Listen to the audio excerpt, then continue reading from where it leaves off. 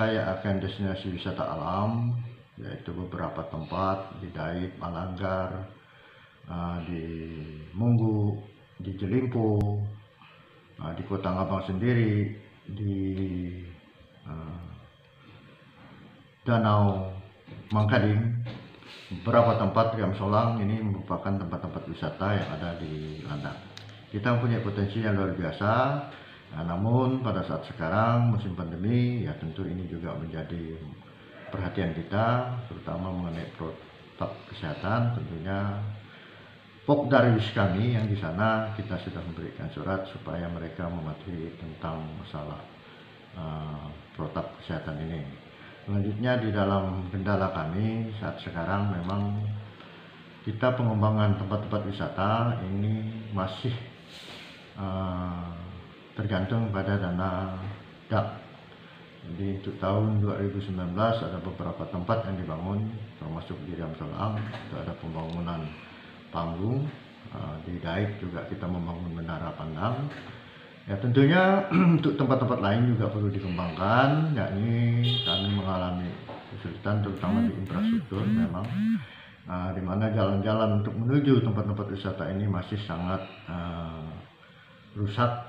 Ada beberapa titik yang perlu pembenahan, penanganan. Tentunya ini menjadi perhatian kita. Kami sangat antusias bahwa pariwisata ini akan mendongkrak pendapatan asli daerah kita. Jadi kalau kita melihat PDRB Kehendak, ya tentu dari rumah makan, dari restoran, dari penginapan, dan tentu sangat besar pengaruhnya terhadap kegiatan ekonomi rakyat kita. Multiplier efeknya sangat luar biasa, sehingga pengembangan tempat wisata ini perlu menjadi perhatian kita semua. Yang menjadi kendala besar tuh Bang untuk mencapai tujuan destinasi wisata ini apa tuh Bang, supaya bisa ya publik juga mengetahui, karena Landak ini salah satu letak strategis, mempunyai air terjun, danau juga ada. Ini kan salah satu inovasi pemerintah untuk membangun. Ya. Kendalanya apa tuh Bang? Kendala tentu pembiayaan kita, pembiayaan dalam baik itu pengembangan di tempat destinasi wisatanya maupun infrastrukturnya yang saat sekarang masih belum maksimal lah. Walaupun ada beberapa yang sudah terbangun jalannya, tetapi ini masih merupakan jalan tanah. Tetapi ya kita berharap seperti yang di Danau Mangkading ini sebenarnya tidak jauh dari Kota Ngabang danau ini.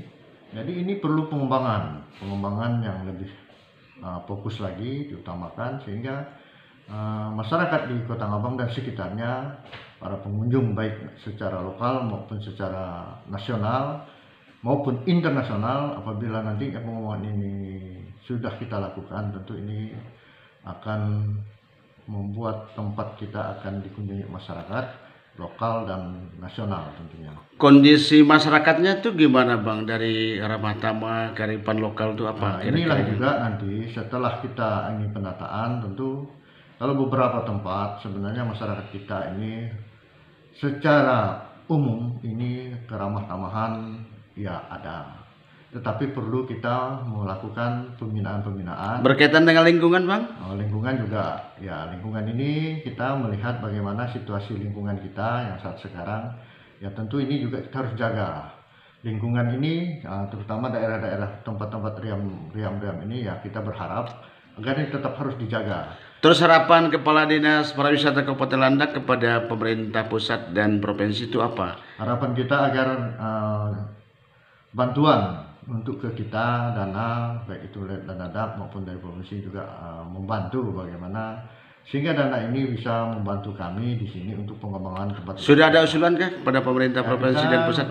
Tahun ini kita sudah mengajukan baik dana DAP, mudah-mudahan tidak ada kendala lagi. Seperti 2020 kita mendapat bantuan, tetapi karena adanya COVID ditarik kembali oleh pusat. Tahun ini kita juga masih ada mendapat bantuan dana dari Kementerian Pariwisata 2021 nanti.